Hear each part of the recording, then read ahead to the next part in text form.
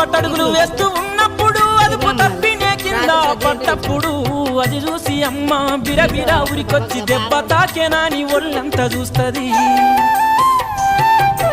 ఆస్తిపాస్తులు ఎన్ని ఉన్నా లేకున్నా మేడమిద్దెలు లెక్కలేనన్ని ఉన్నా కన్న కడుపే మేడమిద్దెలనుకుంటది, కడుపు తీపే ఆస్తిపాస్తులనుకుంటది. జ్వరమొచ్చి ఒళ్ళు కాలితే అమ్మకున్నే నిండా బాధ ఉంటది. ఓ దేవుడా నా కడుపును కాపాడమని వేడుకుంటది. కొడుకు లేచి నవ్వి ఆడినప్పుడే అమ్మ ముఖమున కోటి దీపాలు వెలుగును. అమ్మా కమ్మనైనా అమ్మ పాట వింటే ఎంత మధురమో,